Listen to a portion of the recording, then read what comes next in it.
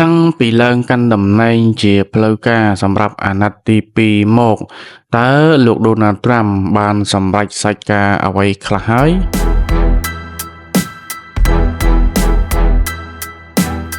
ជំរាបសួរបងប្អូនទាំងអស់គ្នាថ្ងៃនេះយើងវិលមកជួបគ្នាជាថ្មីម្ដងទៀត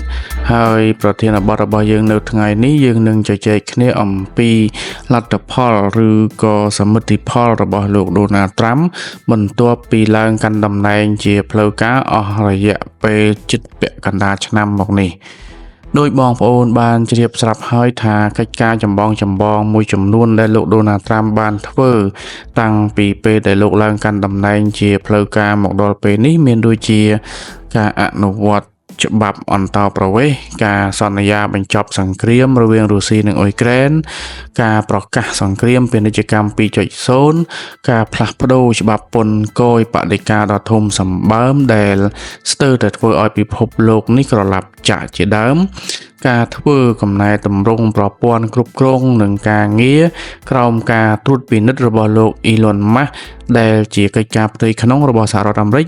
និងលក្ខខណ្ឌនយោបាយការបរទេសមួយចំនួនទៀតក៏ប៉ុន្តែកិច្ចការទាំងអម្បាលម៉ានខាងលើគឺមានតែការអនុវត្តច្បាប់អន្តោប្រវេសន៍មួយប៉ុណ្ណោះដែលលោកដូណាល់ត្រាំធ្វើបានល្អគួរសមប៉ុន្តែក៏នៅមានភាពចម្រូងចម្រាសខ្លាំងណាស់ដែរ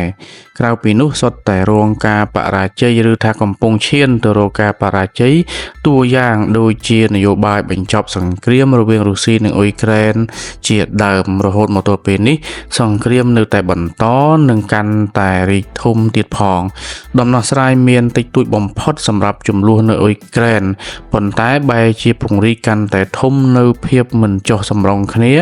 រវាងប្រទេសដែលជាសម្ព័ន្ធមិត្តរបស់សហរដ្ឋអាមេរិកខ្លួនឯងទៅវិញរឿងដ៏ធំមួយទៀតដែលធ្វើឲ្យពិភពលោកស្ទើរតែក្រឡាប់ចាក់នោះគឺផែនការពន្ធគយបដិការដ៏ធំសម្បើមរបស់លោកដូណាល់ត្រាំឥឡូវផែនការនេះក៏ត្រូវបានរារាំងដោយតុលាការពាណិជ្ជកម្មអន្តរជាតិរបស់អាមេរិកដែរខ្ញុំបាទសូមលម្អិតរឿងនេះដូចខាងក្រោមកាលពីថ្ងៃពុធទី28ខែឧសភាឆ្នាំ2025គណៈសេនាធិការសេដ្ឋកិច្ចរបស់លោកដូណាល់ត្រាំបានថ្កោលទោសសេចក្តីសម្រេចរបស់តុលាការសហរដ្ឋអាមេរិកពាក់ព័ន្ធនឹងពាណិជ្ជកម្មអន្តរជាតិ USCIT ដែលបានរារាំងពន្ធគយជាសកលជាច្រើនរបស់លោកដូណាល់ត្រាំដោយហៅសេចក្តីសម្រេចនេះថាជារដ្ឋប្រហារតុលាការនិងការរំលោភអំណាចផ្នែកតុលាការគណៈវិនិច្ឆ័យដែលមានចៅក្រម3រូបនៅ USCIT នៅទីក្រុងញូវយ៉កបានសម្រេចថាប្រធានាធិបតីដូណាល់ត្រាំបានកំពុងរំលោភអំណាចរបស់លោកដោយការអនុវត្តរបបពន្ធគយដ៏ធំក្រោមច្បាប់អំណាចសេដ្ឋកិច្ចសង្គ្រោះបន្ទាន់អន្តរជាតិ IEEPA តុលាការបានរកឃើញថា IEEPA មិនបានផ្ដល់អំណាចដែលគ្មានដែនកំណត់ដល់ប្រធានាធិបតីក្នុងការដាក់ពន្ធគយដ៏ធំបែបនេះនោះទេជាពិសេសក្នុងការឆ្លើយតបទៅនឹងអនុភាពពាណិជ្ជកម្មដែលមានជាយូរមកហើយដែលតុលាការបាននិយាយថាមិនមែនជាការគំរាមកំហែងដែលមិនធម្មតានិងវិសេសវិសាលដោយដែលតម្រូវការដោយច្បាប់នោះទេសេចក្តីសម្រេចនេះនឹងបញ្ឈប់ពន្ធគយជាសកល 10% លើទំនិញភាគច្រើននៅទូទាំងពិភពលោក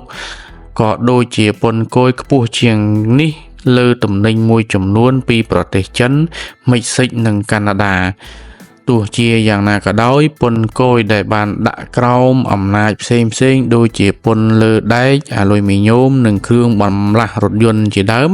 មិនត្រូវបានគិតចូលនោះទេភ្លាមបន្ទាប់ពីសេចក្តីសម្រេចរបស់ USCIT រដ្ឋបាលរបស់លោកដូណាល់ត្រាំបានប្តឹងឧទ្ធរណ៍ទៅកាន់តុលាការឧទ្ធរណ៍សហរដ្ឋអាមេរិកប្រចាំរដ្ឋសហព័ន្ធដែលនៅថ្ងៃប្រហ័សទី29ខែឧសភាឆ្នាំ2025បានអនុវត្តឲ្យមានសំណើបន្ទាន់ដើម្បីស្ដារពន្ធគយឡើងវិញជាបណ្ដោះអាសន្នរងចាំនីតិវិធីផ្លូវច្បាប់បន្តទៀតលោក Stephen Miller អនុប្រធាន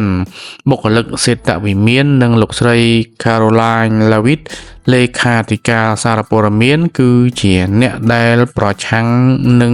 សាលដីការបស់តុលាការនេះ អ្នកទាំងពីរបានកោតទោសជាសាធារណៈចំពោះសេចក្តីសម្រេចរបស់តុលាការជាន់ទាបដោយសង្កត់ធ្ងន់ថាចៅក្រមដែលមិនត្រូវបានបោះឆ្នោត